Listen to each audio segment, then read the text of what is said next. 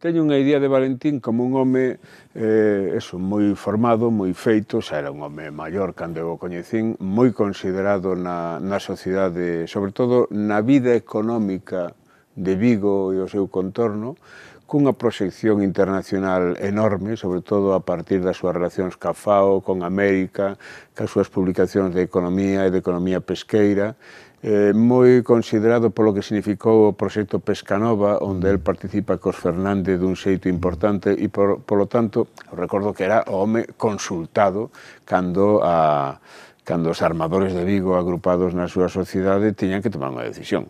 Valentín era un home clave aí. O gran referente era el. Sí, sí. Porque era un home que tiña a Galicia o seu mundo, e a Galicia interiorizado de tal maneira. E de Valentín falase pouco, ou seña, os novos creo que teñen pouca referencia de Valentín, e eu digo que houve un tempo en que Valentín era a referencia. Por suposto, cando eu cheguei a Vigo, recién casada, el era a referencia. Ou non? Sí, non cabe duda. Vigo lle debe todo a Valentín Paz Andrade. Vigo lle debe todo, inda que haya quen quera furtarle o posto del, non. O sea, Valentín Paz Andrade é verdadeiramente un... Claro, porque chegou ali aos anos 20 xa non marchou. Chegou ali xa quedou todo. Sí. Tivo máis de 60 anos residindo en Vigo, non? Sí. Aguantou a cárcel, bueno, moitas veces. Moitas veces, sí. Incluso antes de marchar a América a dar as conferencias, el saliu da cadea o día anterior a embarcarse para ir fora. Sí, que ti lle fixeches un dibuixo deso, sí. Estaba ali en Vigo con él. Que ten en Galicia, no xornal, os 5 días de saír, ten un artigo moi breve, pero de 20 liñas, ponlle título El porvenir de Vigo en el porvenir de Galicia. Entón, xustamente, traza dunha maneira moi plástica, é dicir, Vigo é a gran cidade que nos abre o Atlántico, que nos abre a América e a ruta céltica, que xa era intuindo probablemente toda a cuestión pesqueira, non? É dicir, Galicia ten que ser consciente de que ten que encher de cultura e de contidos esa ruta que lle abre Vigo.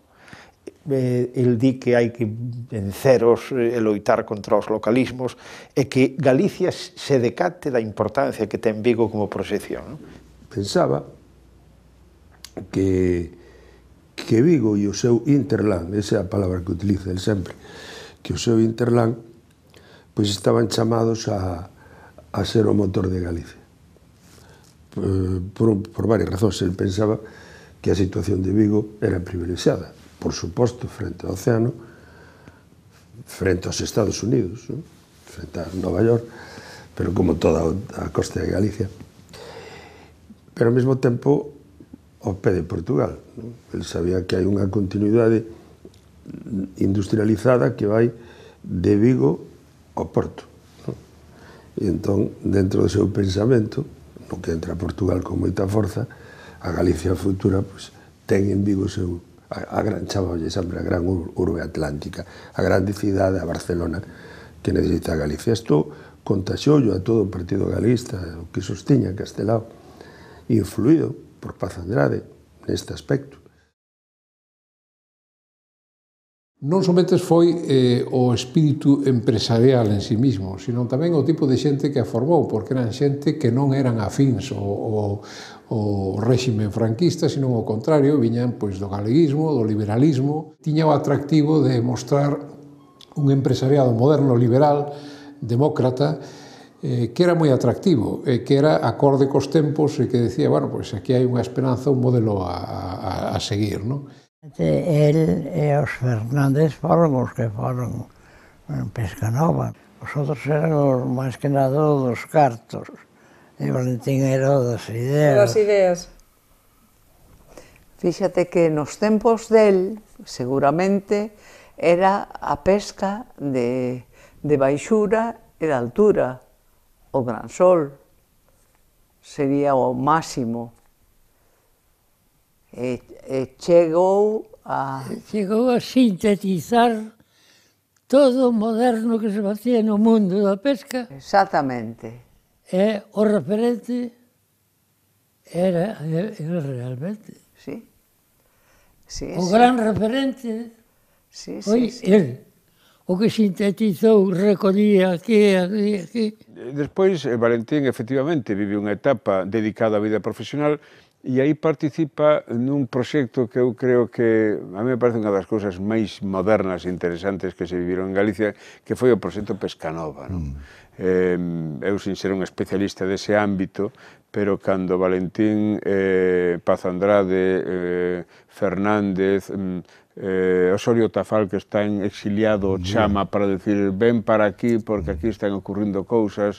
Ele empeza a profundizar nos economistas, nos novos economistas, incluso neses economistas que se preocupan pola rendabilidade dos investimentos públicos, dos investimentos estratégicos a medio prazo, e hai un salto cualitativo que vai construir, sobre todo, a política pesqueira que se materializa en Pescanova, que é fantástico ver como Galicia, con toda a súa tradición pesqueira detrás, cando ve que se lle esgota a curta distancia, esgótanse os caladoiros onde faenaba tradicionalmente, etc., pois promove ese invento magnífico que son os buques congeladores, a pesca a grandes distancias, toda a técnica do congelado. Eu recordo Valentín contarnos como había que mentalizar o mercado para que fosen capaces de entender que a pescada fresca non era mellor nin peor que a pescada congelada, que era distinta, a cadera de frío, todas esas cousas que eran moi novas. Bueno, eran tan novas que revolucionaron a pesca en grande medida, hasta o punto de que Galicia chega a ser,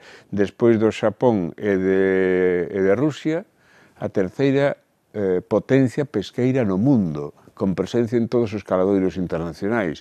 E aí, bueno, pois a liña da publicación de Industrias Pesqueiras, que ele inspira, e onde está Francisco Fernández del Riego, é unha proba de como o galeguismo, primeiro, non se reduce á filoloxía, á poesía e aos xogos florais, porque moitas veces creen que o galeguismo é cousa de literatos e poetas, que o galeguismo é unha posición na vida de creer nun país e comprometerse ca realidade dun país, e como o galeguismo é a aposta permanente pola modernidade dese país, incluso ás veces a pesar do país.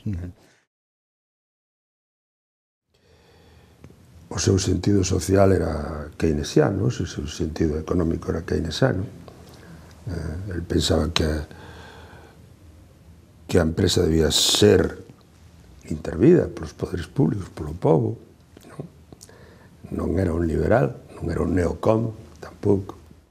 Logo meteuse en economía, estudiou algo de economía antes de entrar nesas cousas. E lembro-me de Madrid, ver paseando por ali por Callao, paseando con ele, pois falando de novas tendencias económicas, do que era a renta nacional, que era unha nova cousa que se esperara entón.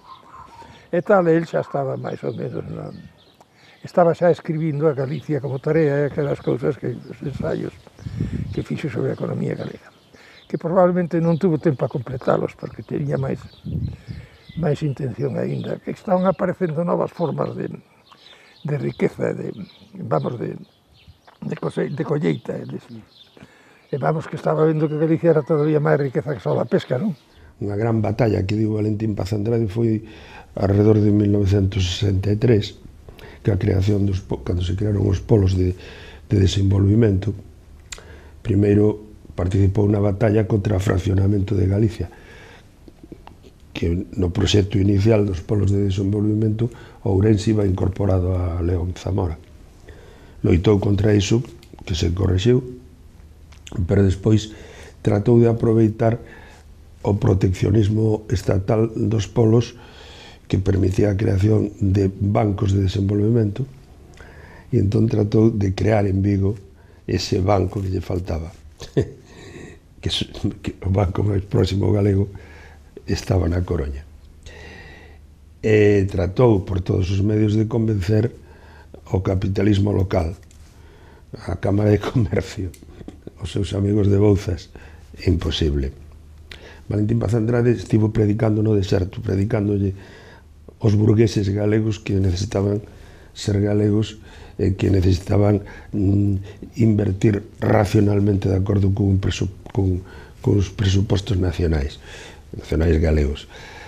Pero, xeralmente, a maior parte das veces a predicación de Don Valentín foi en deserto.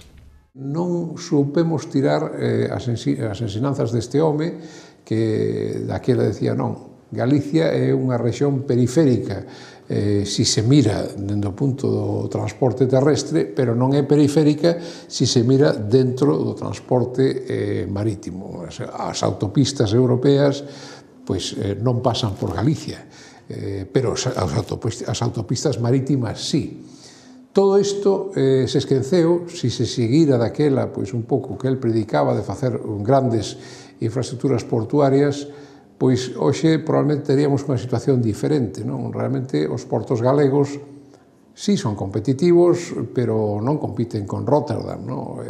Se de alguna maneira puxéramos nunha sola man, como el subliñaba de alguna maneira, todos os portos de Galicia, se cada un deles especializara, se todos se organizara un pouco en unha man común, realmente sí teríamos un atractivo moi importante. Unha comisión que se montou entre as dúas plataformas máis importantes de España, que era a Xunta Democrática e Converxencia Democrática, a Xunta nucleada polo Partido Comunista, Converxencia Democrática nucleada polo PSOE, tivo con ela as conversas correspondentes para pechar o pacto da transición que deu lugar a Constitución. Digamos, o pacto constitucional nace aí e quedan fora todos os nacionalismos e as posicións máis radicais que están pola ruptura, as bases constitucionais e todo aquilo. Valentín está na Comisión dos 10 na súa condición de membro da Xunta Democrática. Como persoeiro independente, respetable e respetado, a Xunta Democrática, o PC, para falar en plata, opón esa comisión para falar con Suárez, porque nese momento lle interesa dar unha imaxe de tolerancia, de dialogante e tal, e para eso Valentín era pintiparado. Paz Andrade le conocí a finales del 70 a finales del 76, cuando se constituyó la Comisión de los 9 en Madrid. Fue una comisión que pretendía establecer un diálogo entre el gobierno, representado en realidad el gobierno, quería decir simplemente el presidente del gobierno, Adolfo Suárez, y luego representantes de los partidos políticos, que en aquel momento no estábamos legalizados, pero que, bueno, estábamos consentidos. Nos reunimos para discutir cómo vamos a hacer la transición. Evidentemente la transición fundamentalmente la hacía el gobierno. También la hacía el gobierno hablando así a solas con diversos representantes políticos, con representantes sindicales, con otros sectores que no eran políticos ni sindicales, por ejemplo con la Iglesia, ¿no? Con los sectores económicos. La fuerza de Paz Andrade es que tenía señorío, tenía elegancia, tenía discreción, hablaba poco, hablaba justo, pero hablaba bien, hablaba sin levantar la voz, pero hablaba, se le veía serio y honesto, ¿no? Y bueno, se le escuchó siempre con respeto, ¿no? En esta fase previa a la discusión de la Constitución, en la fase previa al reconocimiento de los partidos políticos, en esta fase en la cual pues se estaban poniendo los cimientos, no se estaba levantando la casa, estaban poniendo los cimientos, era importante que esto se hiciese sobre la base de que España era plural, de que España había... y esta pluralidad consistía en cosas muy diversas, pero en una, y es que había unas nacionalidades históricas, una de las cuales era y es Galicia. Y esto, bueno, pues esto, ahí contribuimos todos. Los tres representantes de la historia contribuimos todos. Por eso digo que Galicia le debe a Valentín que con su presencia, en un momento en que había poca presión galleguista, pero él sí estuvo allí. Y con su presencia, con lo que dijo y con lo que dejó constancia y en lo que se aprobó, pues aseguró que Galicia tenía que tener un estatuto de autonomía particular, que ahora estamos en peligro de que ni Galicia ni Cataluña no las tengamos, porque ahora hay una regresión clara, un retroceso en todo esto. Ahora hay un retroceso. En lo que defendíamos Valentín y yo mismo, ahora hay un retroceso, ¿no? Pero en aquel momento, ahora vemos ver cómo entre todos lo defendemos, pero en aquel momento él, pues, puso encima de la mesa el tema, ¿no? De una forma que no se podía ya hacer marcha atrás. En realidade, a idea de Galicia, a idea do xornal Galicia e toda a planificación inicial e tal, faise na casa de Antón Losada Dieguez en Pontevedra. Claro, outro home clave. Entón era o núcleo ourensán-pontevedrés, é dicir, Antón Losada Dieguez, Castelao, máis tamén Otero, Nourense, Risco, etc. E aínda que Valentín non, digamos, era da corda dese núcleo duro do Grupo Nós, pero foi, digamos, o apoio intelectual e teórico fundamental para botar adiante o Galicia, aínda que o diseño como xornal, a técnica periodística, a modernidade do periódico é de Valentín. Sí, porque ademais o periódico incorpora servicios informativos novos na realidade periodística galega. Naquel momento a concepción incluso do periódico de entrar no debate social posicionándose sobre temas de actualidade é tamén unha incorporación de Valentín. Valentín nesa época se evidencia como un xornalista con ese xornalismo de comprometerse ca dinámica da transformación social do entorno, non? É dicir, non como ese xornalismo que parece que están por riba do ben e do mal. Valentín era dos que estaba disposto a equivocarse por unha causa cando a discutía. E a min eso sempre me pareceu moi moderno. Recordo que el cando iba a empezar estaban preparando o periódico e dixen, estas axencias non podes, temos que coller as axencias del Sol. Temos que facer un periódico progresista. Claro. E era moderno o periódico, el tiña aquelas tres ideas, no? Editorial, artigo humorístico e caricatura en portada. E funcionaba, polo que se ve. Outra novedade que ten o Galicia que é moi importante, que eu creo que é o primeiro periódico, o primeiro xornal, non revista periódica, o primeiro xornal con vocación de ser xornal galego, non local. É dicir, porque daquela todos os xornais eran locais. Sí, o Faro de Vigo... Ainda hoxe temos ese problema. Sí, bueno, pero daquela ainda máis. Foi home de empresa non realmente en postos executivos da empresa, pero sí foi home de empresa en postos de concepción do proxecto da empresa. As empresas teñen que ter, para ser realmente empresas de futuro, teñen que constar dun proxecto empresarial e tamén, como non, dun modelo de xestión. Meu pai, pois, foi o inspirador de moitas empresas de diferente índole e foi asesor de moitas empresas de diferente índole, independentemente de que podase destacar a súa participación pois na fundación con don Xosé Fernández da multinacional Pescanova. Bueno, era moi conocido. O que pasa é que algúns libros eran moi importantes, non había entonces moito entusiasmo para publicar libros. Entonces, un dos libros estes Castelao Na na luz luz e na sombra, verdadeiramente é un libro excepcional. E ainda non lle dieron a importancia que ten, pero nadie conocía mellor a labor, a vida e tal de Castelao que él. Creo que a derradeira intervención pública del en Trasalgo, el fai a queixa de que a autonomía que se construíra, que era unha autonomía de coexistencia co centralismo, que a ningún galego podía satisfacer. Entón, ele vai facendo toda a queixa de que non tiña sentido manter a estrutura de gobernos civis, a estrutura de diputacións, manter un delegado do goberno, eso dio diante do delegado do goberno, que remoe por detrás, que da García Sabel, non? E o que máis me entristece, dicía, é que non se crea ambiente, é dicir, había unha especie de secuestro tácito da opinión no que eran os diarios galegos. Eu creo que esa era a queixa de fondo. A mellor prova é que o discurso non ten a repercusión política que debía ter nun personaxe como él, porque, ao fin e ao cabo, é un home importante na transición, chegou a ser senador nunha candidatura unitaria.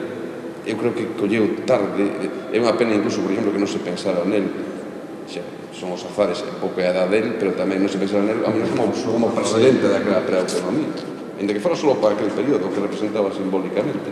Un profesor que representaba a continuidade a legitimidade. A legitimidade, claro.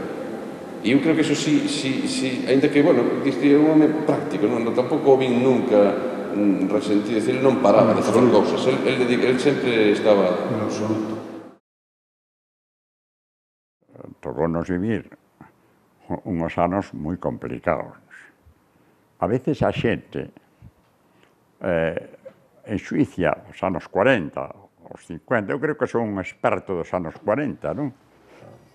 Porque son os anos nos cuales había unha feroz ditadura. O sea, entonces a xente, ao facer un xuicio, fai de acordo con as posicións de hoxe, non de aquel momento, onde che podían fusilar ou pegar un tiro na nuca simplemente porque non lle gustaras a algún. O sea, non era moi difícil. Eu recordo un pobre home que conocía porque era amigo de meu pai, un rapaz xoven que pertencía ao Partido Comunista, e cando despois da guerra, non me acordo que mes, pudo ser no 37 ou no 38, cortaron as mans un día e dixeron, agora saludo a puño en alto, non? Despois pegaron un tiro na nuca, claro. Funda o Grupo Autonomista Galego de Vigo, finais de 1930, principios de 1931. Un grupo que dentro do universo do nacionalismo galego, moi fragmentado a esa altura, pois se sitúa, por decirlo así, na esquerda democrática do nacionalismo. O Partido Galeguista de Pontevedra, que está creado por Castelao e por Alexandre Bóveda, tamén se sitúa nas mesmas coordenadas. Nacionalista, pero demócrata e pro-republicano. Entón, a alianza do Partido Galeguista de Pontevedra e o Grupo Autonomista Galego de Vigo, cando chegan as eleccións a Cortes Constituíntes da República, son quen digo de que Castelao saia elexido deputado ás Cortes Constituíntes, cunha candidatura expresamente galeguista, expresamente nacionalista. E Valentín Paz Andrade non saiu elexido tamén diputado polos manexos, polos pucheirazos, polos fraudes de Emiliano Iglesias en favor do Partido Republicano Radical. Todos os grupos nacionalistas de Galicia chegan ao convencemento de que teñen que unirse, porque senón non van facer nada ni no proceso constituinte, ni sobre todo no proceso de consecución da autonomía para Galicia, fundan, Partido Galeguista xa sin máis, en Pontevedra a principios de decembro. Valentín conflúe co seu Grupo Autonomista Galego de Vigo como un dos fundadores do Partido Galeguista.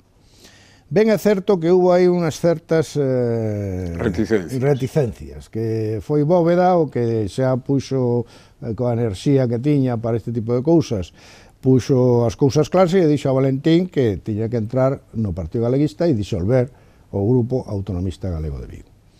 Valentín entra na dirección do Partido Galeguista, pero aí hai un proceso nos anos que siguen, do 31 ao 36, en que Valentín vai, sin romper co partido, vai distanciándose das líneas vai distanciándose, sobre todo cando o partido, despois do Bienio Negro, chega á conclusión de que si quere autonomía para Galicia ten que aliarse coas esquerdas españolas. E as esquerdas, incluso as esquerdas revolucionarias, é dicir, as esquerdas marxistas e anarquistas.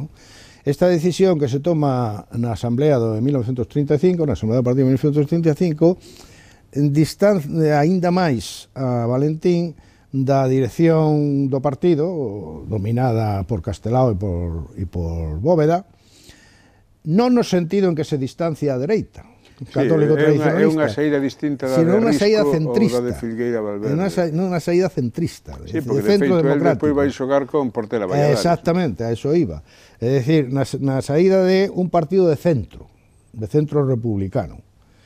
E hai un episodio relativamente dramático no que se desenvolve isto. Cando o Partido Galeguista está aquí en Santiago, reunido na súa asamblea extraordinaria, para aprobar as candidaturas que tiñan que concurrir dentro do Frente Popular ás eleccións de febreiro do 36, nesa lista que se propón á Asamblea estaba Paz Andrade, e en un lugar destacado.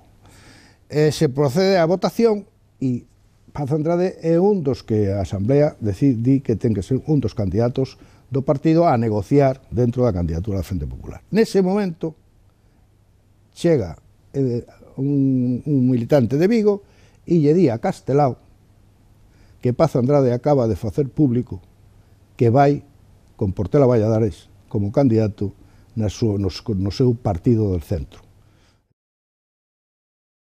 Paz Andrade non chega a ter unha voz de seu, unha voz e un timbre, un acento persoal, senón que o seu traballo é mimético, é ecoico, que é un poeta ao volecer que escribe non de maneira sistemática nin constante, senón cando lle xurde, cando lle peta. Penso que as súas múltiples tarefas nos eidos do Foro de Xusticia, da empresa, coas viaxes continuas, do xornalismo, deixou un pouquiño de lado, que se ademais hoxe engadimos ademais o seu illamento dos grupos literarios que establecen o canon, deixou de lado unha faceta como é a de poeta, na que, sin ser unha primeira figura, é un poeta máis que notable, é un poeta que o é, que non é un impostor, que non vai do que realmente non é, e que controla e coñece o oficio. Pareceme que, a cabo das outras múltiples facetas, a de poeta tamén é relevante na figura excelsa do século XX que foi, por tantos conceptos e por tantos motivos, Valentín Paz Andrade. El foi un soñador. Tamén pasa por ser un home práctico, pero era un soñador dunha Galicia autodeterminada, libre e económicamente forte. Valentín é un traballador incansable, era un workaholic que non falaba demasiado, pero cando falaba metía as verdades que creía el que tiña. Nunca foi un sectario. Era, para meu entender así, de política, un posibilista. É dicir, un home que seguía máis ou menos unha figura política que houve naqueles tempos na República, que era de Marcelino Domingo, que se chamaban posibilistas, porque pensaba nada máis no que se podía facer de verdad en Galicia. Outro libro moi importante que publicou La marginación de Galicia en castelán. La marginación de Galicia, un libro grosso, un libro moi importante sobre a significación marxinal de Galicia respecto do Estado español, a marxinación de Galicia ao longo da historia, é o que tiña que ser Galicia, o que merece Galicia na historia e hacia o futuro. Era un home de proyección universal, era un home que levou a idea de Galicia a América e era un home, además, que tiña na súa parte económica e cultural unha visión da Galicia do futuro moi clara, moi definida, moi de seu. Algunha das señais vitais que marcaron a meu pai foi que foi orfo dende meniño. Antes de cumplir os 9 anos, pois a súa nai morreu, e el bebeu nun fogar cheo de tías, coa madriñaron, unha delas, pois, por exemplo, Mamá Lola, que era a muller, era a esposa de Juan Bautista Andrade, un dos dous homes cruciais na vida de meu pai, porque el, de Juan Bautista Andrade, o poeta, foi de quen herdou a súa vocación literaria e a súa vocación periodística. Outro gran pilar formativo da capacidade de meu pai foi o tío Roque Paz, que era un republicano moi militante e que foi o que lle imbuiu pois as preocupacións e o compromiso político. Non era excesivamente extrovertido, pero sí tiña un gran sentido do humor, disfrutaba moito da amizade, tiña moi bons amigos, tiña un concepto quasi relixioso da amizade, seguramente era o concepto relixioso máis destacable en el. Seguramente non era un home moi adicado pois ao seu fillo, que só tuvo un, pero era natural. Era un home que traballaba 7 días a semana durante 10-12 horas, polo tanto non tiña demasiado tempo, pero sempre facía tempo todos os días pois para falar comigo. O Galicia era un periódico del, creado por él. E dirixido por él. E dirixido por él. E aguantou el moitas multas que lle botaron por eso, o cerraron, e mesmo foi a cadea. Na cárcel. Que os dous redactores xefes que tuveran no Galicia, aos dous os fusilaron ou os pasearon, de caso Roberto Blanco Torres e Lustre Ribes, non? Con certo sector do galeguismo non se entendía, Valentín. Claro, non se entendía, porque ele non era partidario da política que se estaba levando co tema galeguista, non? De enfrentarse á ditadura do xeito que se decidiu aquí levar a cousa, non? El sempre foi un galeguista outsider, sempre foi un home que estaba un pouco heterodoxo, era en certa maneira, aínda que para min era un home ortodoxo, porque el quería seguir a línea republicana e autonomista da época dos anos 30, para o galeguismo oficial era un heterodoxo, eso sin duda ninguna. Sí, sí, el queixase na última etapa amargamente un pouco da marxinación que sufre. Pero é que tiña razón, porque os vascos e os catalás preservaron as institucións e as persoas e o espírito da República no exilio.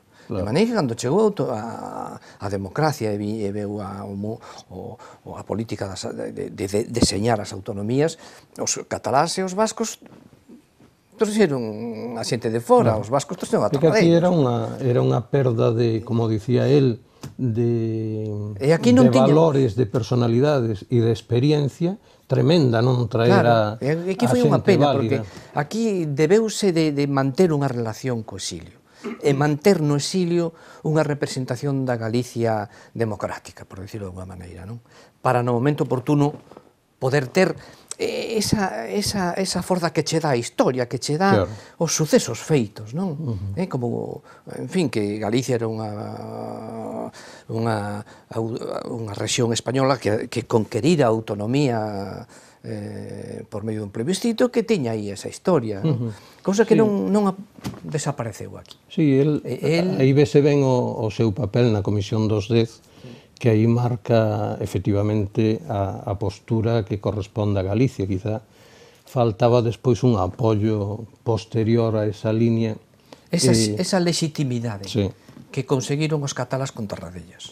Aquilo foi cando baixou Tarradellas do avión e dixo ya soca aquí. Aquilo, bomba, era un mazazo que caía contra os antiautonomistas, contra a diversidade de España, impresionante. Aquilo tiña unha contundencia brutal. E nós non tivemos eso. Tivemos un galeguismo que deixou de ser político. Como un home da proxección dos horizontes que el fai antes da guerra, e como despois, inmediatamente despois da guerra, se convirte no seu país nun home marxinado políticamente, ideolóxicamente, non? Creo que é un proceso moi chamativo. Eso é interesante. E que, bueno, que el mesmo denunciou na entrevista esa que está tan reproducida, que lle fai na nosa terra San Carballo e Luca de Tena.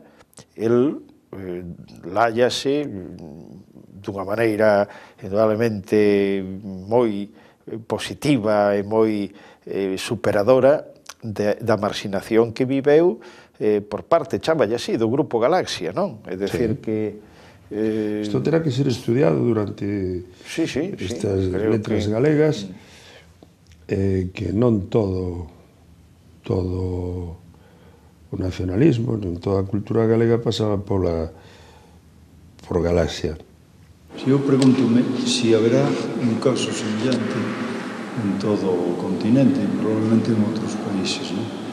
De como un home se convierte en un xornalista extraordinario, verdadeiramente extraordinario, e como demostra como se pode concentrar en unha personalidade un coñecemento tan grande do país, da situación internacional, de aspectos novedosísimos respecto á pesca, á industria aquí, etc. E como esa especie de xoia para o desenvolvemento dun país e para decir unha personalidade excepcional se pode coller e echar con 100 chaves de sombra nun cuarto. Eu vin a Valentín Paz Andrade por primeira vez en Buenos Aires, alá polo ano 55, que estaba nunha misión de Nacións Unidas. El foi o primeiro experto español que contratou Nacións Unidas para a FAO, a Axencia de Agricultura e Alimentación. Estando por ali nunha misión oficial da ONU, pois estivo no Centro Galego, era moi amigo de Seoane, de Díaz Pardo, que chegou por aquel tempo ali, de todos, de Dieste, en fin. Deu unha conferencia sobre temas económicos no Centro Galego. Conferencia que resultou para nós interesantísima e que, ademais, de alguna maneira, concretaríase de unha maneira máis orgánica no seu libro Galicia como Tarea, que se publicou algúns anos despois, precisamente polo Centro Galego e coa edición a cargo de Luis Seoane. Traba do Saber estudiamos sempre en Galicia de Castelao, así fixemos con Galicia como Tarea. É unha valoración da economía de Galicia, das posibilidades de Galicia, do recurso de Galicia, do futuro de Galicia, é un libro extraordinario. O tema ensaístico é fundamental. Investigador para min, porque o gran libro del que é Galicia como Tarea, para min é un libro referencial do século XX, porque este home en plenos anos 50 se pon a diseccionar o país, a analizar, a investigar o atraso de Galicia, como está a lingua, como está a cultura, como está a economía, como está con datos, con estadísticas. É unha persona que é unha persona moderna, que está intentando documentar, investigar, estudiar o país a fondo para ver como se pode sacar adiante. Sí, situando no mundo. Situando no mundo. E vendo esa perspectiva do ámbito lusófono e as posibilidades que ten. Como Tarea. Como Tarea. Ese é o primeiro que o leu eu porque Luis Seoane recibiu os folios, Seoane tinha moito que facer. Ele estaba frente da editorial... Citania, non? Bueno, entón me entregou os folios a min, eu correxín os folios, e claro, as cousas que iban de España aquí, pois, tiñan que ir tamén co estilo do franquismo en certas cousas, chamadas de Ferrol del Caudillo e todo eso. Eu collín todas esas cousas e ya saquei a cousa. Bueno, Luis dice, estou totalmente de acordo, claro, porque había que sacar, chamar excelentísimo señor, pero claro, Valentín non tiña máis remedio que facer esos, de poñer esas cousas, porque ao mandar esas cousas por correo, en correos había esto... Censura? Censura, sí, censuras, claro. Nomeadamente nos eidos do ensaio, con Galicia como tarefa, que é unha programación na que analiza o pasado do noso país e establece aquelas puntos, aquelas circunstancias, como foi a emigración, a dispersión do rural, a necesaria industrialización e, en definitiva, a consideración de que estamos nun proceso dinámico, nun proceso aberto, no que Galicia debe achegarse aos campos, aos eidos do progreso e da modernidade. Neste sentido, a gran achega de Valentín Paz Andrade é o de esquecer as néboas, os prantos, os choros, as queixas e os lamentos, en definitiva, o sustrato romántico, lírico do pasado, do XIX, é abrirse a unha Galicia moderna desde unha praxis eminentemente economicista, de búsqueda de riqueza e de creación de postos de traballo. Valentín Paz Andrade non se declarou derrotado na Guerra Civil. El tiña tal forza de vontade que dixo, non, eu non fui derrotado na guerra, eu sigo en activo como ideólogo, como político nacionalista galego, sigo en activo, sigo ca revista Industrias Pesqueiras publicando libros, ata tal extremo que Valentín Paz Andrade é o autor do grande manifesto político e económico do nacionalismo galego nos anos 50, que é Galicia como tarea. E ese grande manifesto que se ocupa da banca, que se ocupa do territorio, que se ocupa da pesca, que se ocupa do aforro, que se ocupa da colonización de Galicia, que denuncia a colonización de Galicia, dicindo que os bancos galegos collen o aforro dos galegos e os bancos en Galicia, que non son galegos, apañan o noso aforro e o levan a invertir fora. Son ideas que son correntes, hoxe, desgraciadamente, de grande actualidade, pero que foron postas en circulación como ideas realmente críticas en Galicia como tarea. Galicia como tarea, agora que celebramos a Paz Andrade, hai que recordar que foi publicado por primeira vez en La Noche, publica unha Borobó como folletón de La Noche, de maneira que hai que conseguir por aí os exemplares das persoas que o recortaron e o encuadernaron. Levaba unhas tiseiriñas dibuixadas para recortar, como no século XIX. Naturalmente que chegou a amplísimas sectores da sociedade, mentras outros filosofaban sobre a saudade. No, e incluso o título, eu creo que Galicia como tarea, eu creo que conecta con todo o proceso de construción do país. Quero dicir que xa no propio título hai toda unha filosofía de como debemos contribuir a construir o país, é dicir, que non o heredamos, que non temos esa posibilidade de ter un Estado que nos protexa e que vai que facer e construir, de tal maneira que eu creo que é un gran acerto sacar o Galicia como tarea, entroncar con toda unha filosofía de todo o prenacionalismo, non? Porque Murguía, de alguna maneira, estaba implícita en Murguía en toda a xeración de Murguía ese concepto de construción, non? Por iso se gustaban de chamar arquitectos e escultores do país, no sentido de que todos podían contribuir a facelo, non? Certamente. E chamase Galicia. Oxe, para nós é normal que unha cousa se chame de Galicia, todo se chama de Galicia, granitos de Galicia, non sei que de Galicia, pero que cando escribiu Galicia como tarea, todo se chamaba del noroeste. Xusto cando acabou a carreira de Dereito, empezou a traballar nun bufete, pero o chamaron a filas, porque foi cando foi o desastre da anual, a guerra, tivo que marchar a guerra, pero ele aproveitou e mandaba tamén crónicas da guerra, que foi así como o seu primeiro traballo xornalístico serio. Era un home tranquilo, de boa pasta, con unha tremenda pasión polo periodismo, moito máis probablemente que pola literatura. Fundou aquel xornal que era Galicia, en donde levou colaboradores como Castelao, precisamente, dibuixante, e Maside, e logo fundou unha das obras mestras que non podía deixar, ainda que non a podía atender, porque Industrias Pesqueras, que ainda subsiste. Bueno, él, cando estudaba Dereito en Santiago, vencellouse rapidamente as Irmandades da Fala, xa unha toma de conciencia galeguista. Logo das Irmandades, sabes que as Irmandades son a base do que sería o Partido Galeguista, que era Castelao, con Bóveda, con... El foi tamén vinculado moi con cargos con importante peso no Partido Galeguista.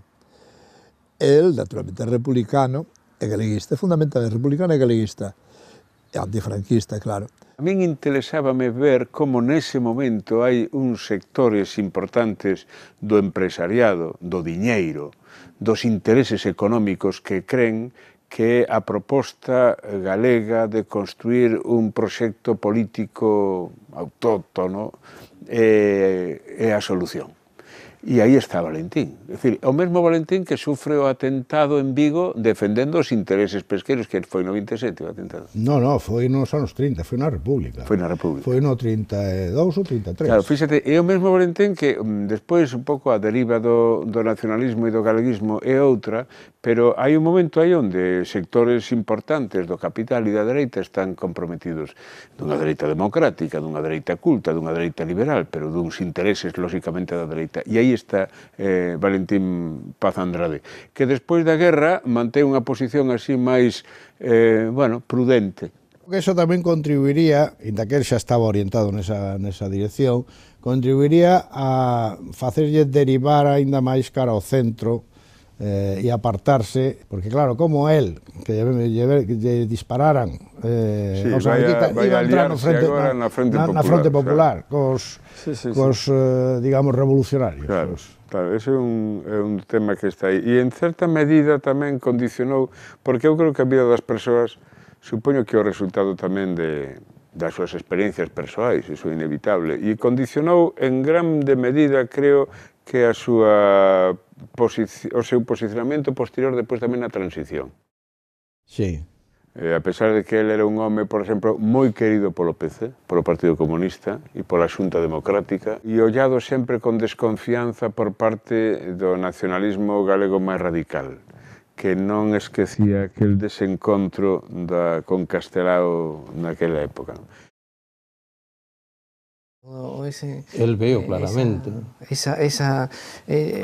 Non sei, el ten unha especie de atracción polo mundo luso-brasileiro, non?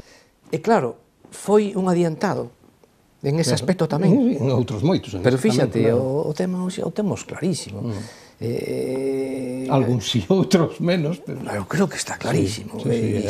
Latinoamérica é un continente emerxente, tanto Portugal como España, Galicia en particular, temos que acercarnos, achegarnos a América de alguna maneira, coño. Temos unha historia aí detrás que nos favorece todo. Entón, el viaxaba moito por América Latina. Tiña moitos amigos entre os intelectuales argentinos, uruguayos, brasileños. Sobre todo interesaba moito o Brasil, pola afinidade, non só afinidade, porque é a mesma lingua nosa. El insistía na singularidade de que a nosa lingua, pois, con Brasil, é a segunda lingua máis importante, a terceira lingua atlántica, xunto co francés, que foi Haití, co inglés e co español. El sostén que o mundo luso brasileiro é o mundo do futuro, di fermosamente que o galego é a fonte e o portugués a ponte para o futuro, que estaría representado polo Brasil e pola potencia desa nación en expansión. Nos espacios onde estamos é onde ele estuvo preso, as dúas veces que estuvo preso aquí e por cuestións relacionadas coa libertad de expresión e primeiro no 23 e depois no 55, 56 creo que foi. E nos dous casos con conflito cos militares. Nos dous casos. Sí, a anécdota que comentaba outro día eu, de que se salva por Xulio Sigüenza, que era o redactor xefe del Pueblo Gallego. Se salva polos pelos, Sí, sí, un porque lle censura publicasen.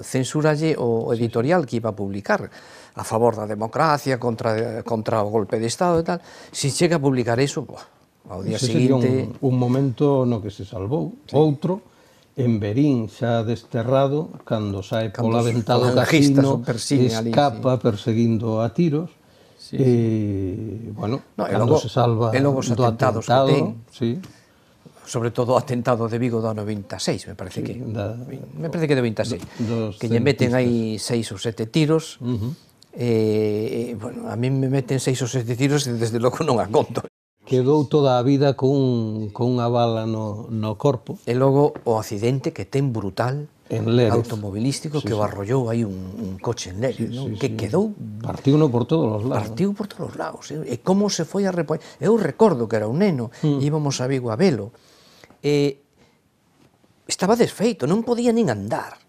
E como pouco a pouco, el foise repoñendo hasta que... Era un home dun tesón... De moita tenacidade. Moita sorte, moito tesón e moita valentía. Era un home, como di o seu nome, moi valente.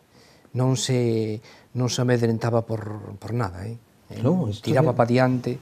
Tantas veces como de aventureira, non? Porque antes destas cousas, pois xa de moi novo, xa lle toca ir á guerra a África. E dali non era doado salvarse tampouco. Aí logrou escaquearse un pouco da... Unha afección de pel, conseguiu escapar. E, bueno, pero hai que ter a sorte. Outra vez estaba de viaxe no norte de África, non colleu un avión para o que tiña billete, ese avión caeu, morreron todos. Hai un montón de anécdotas dese tipo que dis, bueno, este home estaba preservado para... Realmente emocionante toda a vida del, de como empeza de novo a meterse nos problemas, de como colle de frente todas as cousas, de como empeza a loita co galeguismo, do que sufren cando a guerra civil, que o desterran a varios sitios, chegan a desterralo hasta Badajoz, como a Castelao na República, e despois salir daquelo, volver ao bufete de Vigo xusto despois da guerra, e veñan a machacalo por un lado, a machacalo por outro, a meterlo na cadea unha vez, a meterlo na cadea outra vez, foi tremendo, tremendo, que vida, Dios mío. Chega a dicir o gobernador civil que en ese momento, dillo o delegado, puedes dar publicidad poniendo todos los detenidos gubernativos en libertad e incluso los engañados carniceros, que perdono debido al día de hoy, menos al abogado Paz Andrade, envenenador y mal español, con su antiguo ideal canallesco, y debido a padrinos indignos y españoles que no merecen ocupar cargos, se salvó de la verdadera justicia que nuestra nueva España impone para los envenenadores del pueblo español. Se salvó de la verdadera justicia. Sí, se salvó de la verdadera justicia. O sea, del pistoletazo. Pero este hai que contextualizalo, é do ano 39. Claro, xusto despois de rematar a guerra, que dan unha especie de amnistía e tal, pero al Valentín que non se salla da cárcel que... Pero realmente é un documento que fala pois de que cousas que conta aquí non son fábulas. No. En Berín saíron tras el disparándolle polas hortas. No, eso, o telegrama explica perfectamente en que mundo a altura política que tiña Valentín na época da República. Como periodista e promotor de medios de comunicación, como economista, fundamentalmente en economía pesqueira, e como escritor, non? É dicir, finalmente, de alguna maneira, pois como un home defensor do Estatuto da Autonomía, un home que estivo en distintas batallas políticas e que de alguna maneira dignificou ao país, incluso na última etapa da Xunta Democrática. Esas son as 4 facetas que se destacaron cando se presentou oficialmente a proposta, non? Pois sí, señor. Verdadeiramente Valentín merece o Día das Letras Galegas. Eu alegreime moitísimo. Alegreime moitísimo porque moitas veces pensei que non se lle daba a categoría que tiña. Que tiña. Que se esquecera, que nos esquecíamos del. Sí.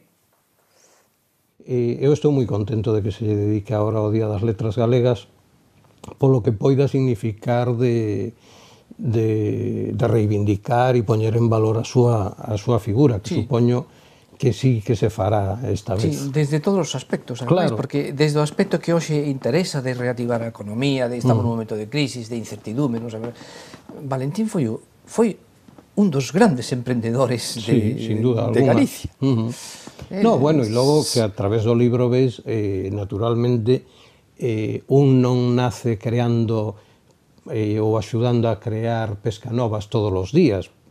Unhas saen e outras non saen, pero había proxectos de refinería petroleira en Vigo que non saiu, proxectos de Banco Galego que saiu menos ou máis por un lado ou por outro, pero ves que está ao longo de toda a súa vida presente nas iniciativas punteiras que se van... Metíase con nós, cos da Coruña, porque decíamos que nos leváramos todo. Tiveron que pasar 26 anos da súa morte e máis dun século da súa nacencia para que alguén se decatase de que Valentín Paz Andrade foi un loitador sin tregua en beneficio e en pro dos intereses de Galicia. Eu sempre fui un amigo del, creo que desde que nacín, pero que se lle vai facer? Morreu.